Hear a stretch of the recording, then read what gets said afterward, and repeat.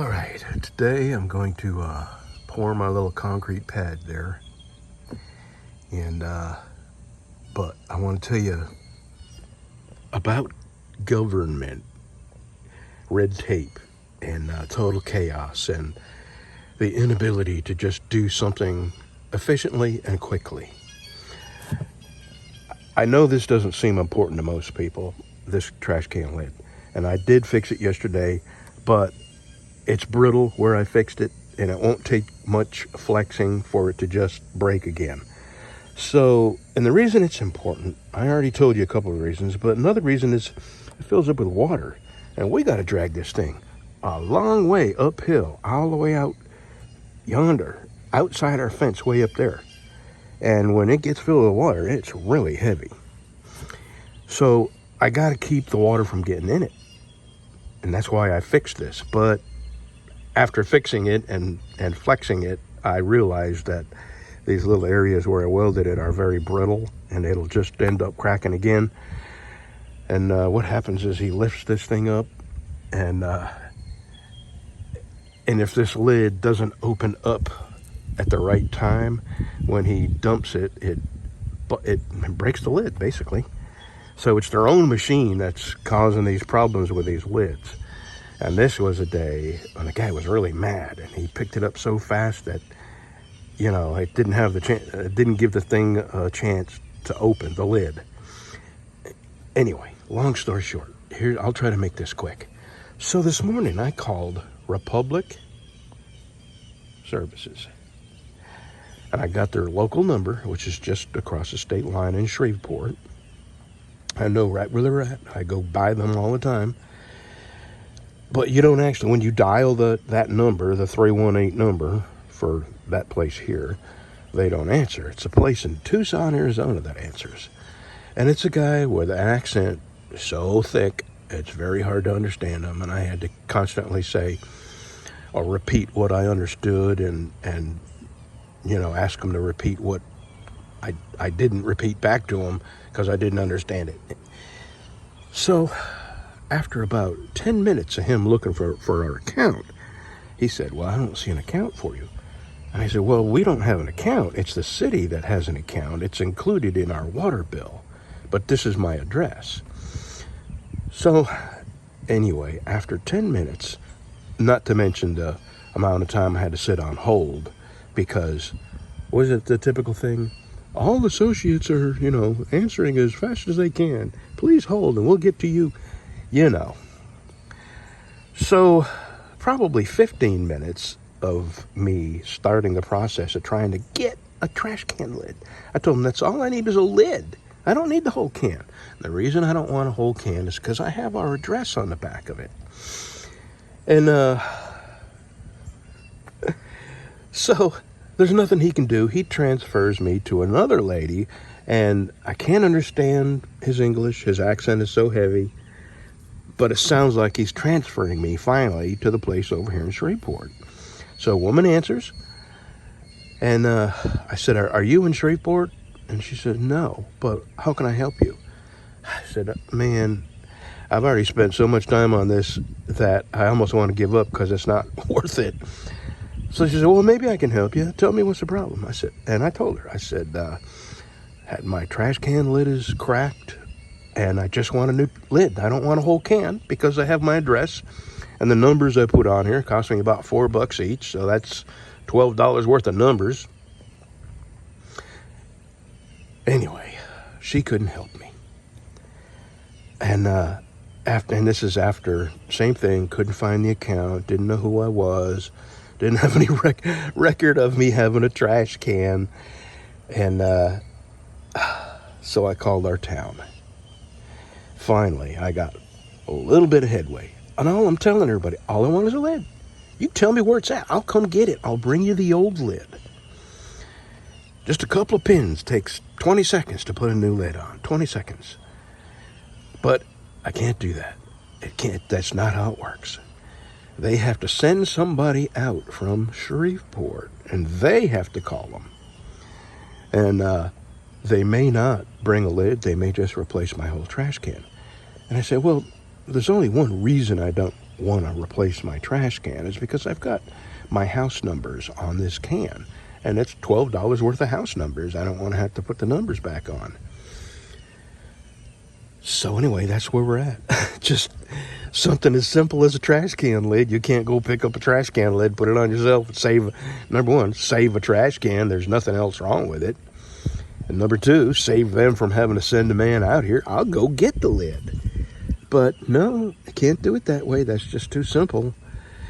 And our town used to have spare trash cans and trash cans that people turned in that had fallen apart. And they don't have that anymore. So that's what I was really calling the town for, asking them if I could just come wherever they store these things, if I could just come and get a lid off of one that somebody else has turned in. I mean, they may have turned it in for the wheels coming off or something like that. But no, can't do that. That's just too freaking simple. Anyway, that's my government story. Incredible. All right, here's my propane tank. You can see where it's kind of leaning that away a little bit. And when I put that concrete pad down there, it was square plumbing level. So what I'm going to do, I'm going to get this tank off here, get that block out of there, and I'm going to move it a little further out, a little further down, and I'm going to make it about 2 foot square. And I'm going to make the concrete that I pour really liquidy so it will find its own level. And let it sit probably a week. Dry good and hard. I have some, the cattle panel that I put up down yonder. I have a piece left that I'll cut and put in the, before I pour the concrete in it. Lift it up off the ground a little bit so it won't break. And then I have a bunch of blocks that I'm probably going to use. That's just too long a stretch to pour concrete. I don't have that kind of money, but I have a bunch of blocks laying around. Matter of fact, I may use them, some of them. I have some more down yonder. So that's today's job. And later on this afternoon, I'm going to mow Bev's yard when the dew dries. All right, let's get started. I got to go get my shovel. And before the day's out, I got to go I have 1 bag of concrete, so probably 2 more bags will do it. All right, let's get started. Ah, what a beautiful, beautiful day. And it's probably the last cloudless day we'll have for a little while. We got a couple days of rain coming up. So, would you like to hear another story? I thought about this as I was hooking my little trailer up here. And I got this block out of there. And I got my trailer here because I'm going to throw the dirt in it when I dig out up there. So what got me thinking about this story is this trailer hitch. And the John Deere part of it, not this, but that part of it. John Deere called me and said that they had a recall on that hitch because it wasn't welded properly.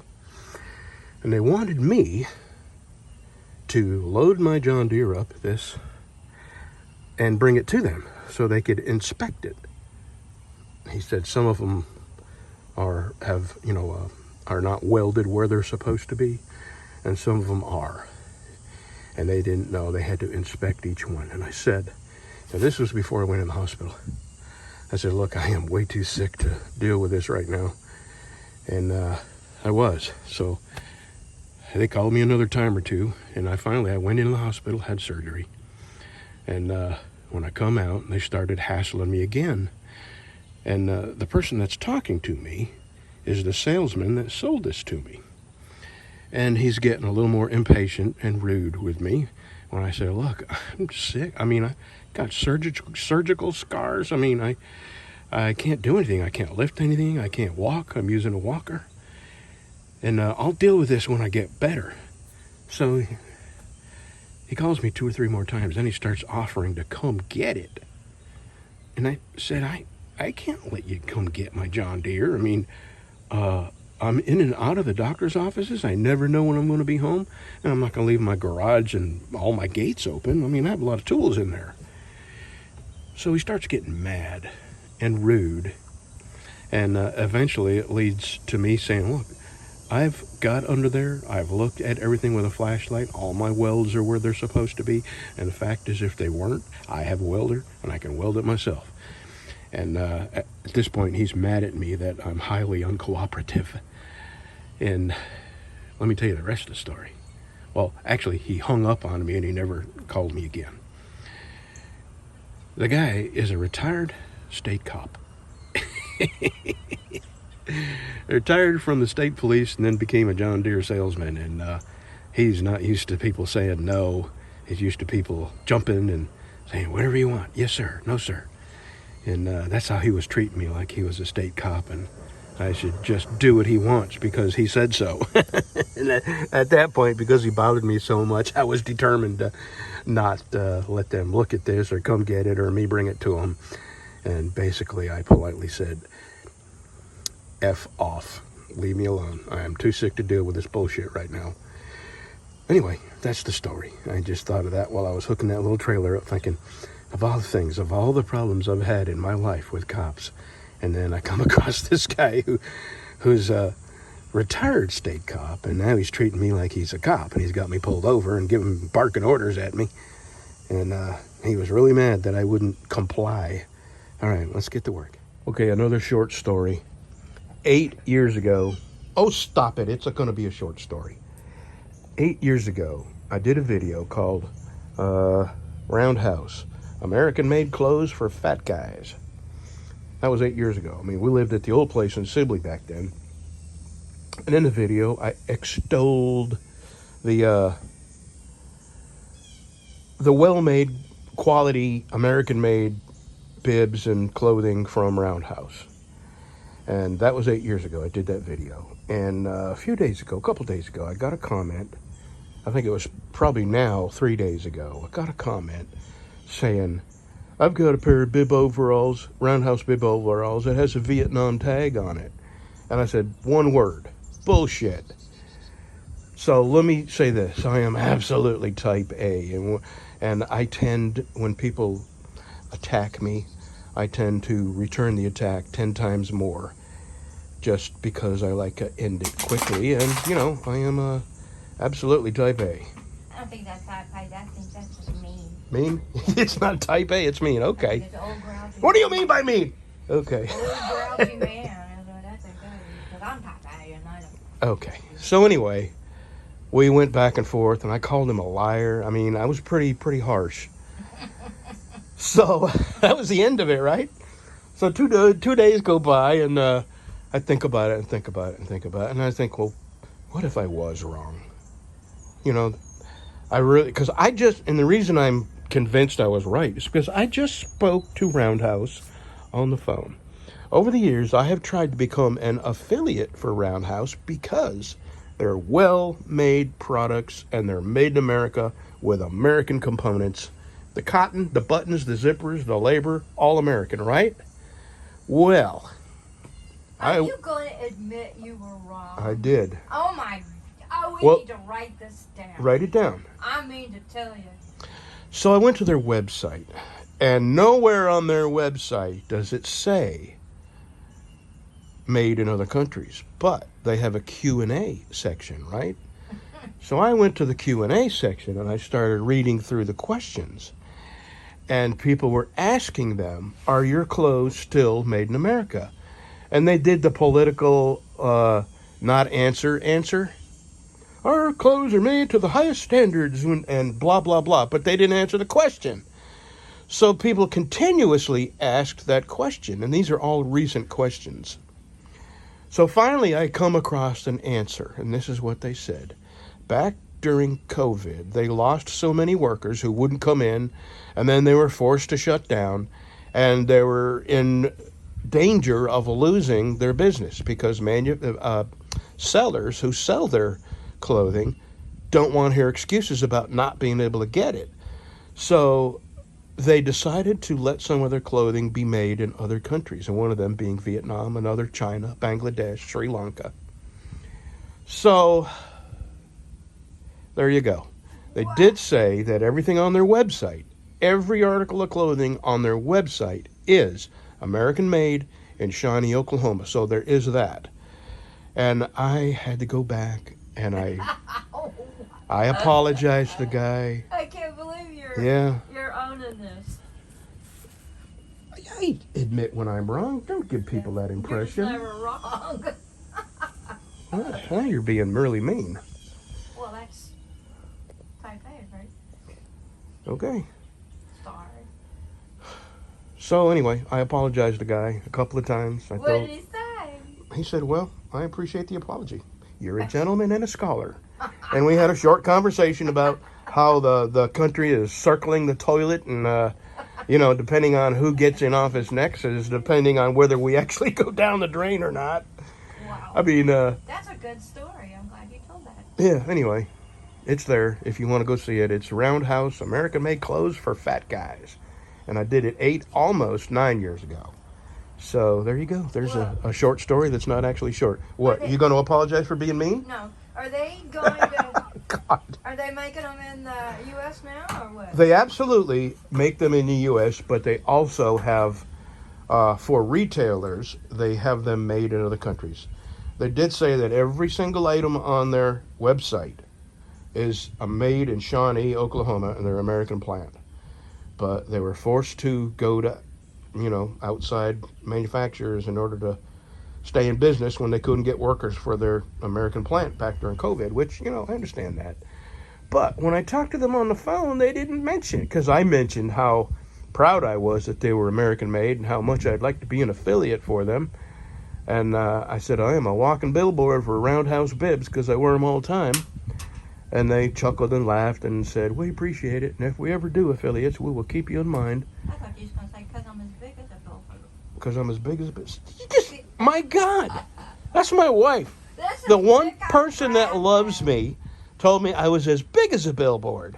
I love you with Okay, all that's my true, heart. but you don't have to say it. I love you with all my heart. And that's the one thing that we have in common is that we can laugh at ourselves and pick at each other. Yeah. And that's our... The other day, I can't remember what you said. I said to Breezy, I said, Breezy, don't call her a bitch. That's not nice. Well, I told you that I had to throw my broom away because you swept up olive oil with I remember, yeah. And what did I say? I wouldn't be able to I said, well, how are you going to get around if you throw your broom away? Good times. Okay, good story. Okay. I got to measure that and cut my, I'm going to call it rebar. It's not really rebar, but that's what I'm going to call it. But first I got to go down and get this dirt out of here. I'm going to go down there to the edge of the fence where, we had a little dips underneath the fence, and I'm going to throw the dirt in them dips. And then I'll go get cement. Alrighty. That is 4 60-pound bags at $24. Can you believe it? Ridiculous at our little hardware store. All right. Dug it out. I got the dirt thrown in some places I wanted. I got my wheelbarrow up here with flat tires that will no longer hold air. And I got this that I'm going to cut to fit in there. I'm going to measure the hole and cut this. That's the first thing. All right. Now we start mixing the cement. Let me go get the water hose on. Whew. 180 pounds of cement right there. Oh. All right, the last one I mixed up kind of soupy so it would find its own level, and it looks like it has. Alrighty. I'm gonna go, I bought 4 bags, I had 1 left. I'm going to put everything away, and in a few days I'll come out here and move that tank up here and put an actual chain to hold it up instead of that little strap there. All right, thanks for watching, y'all. And sorry for all the crazy stories.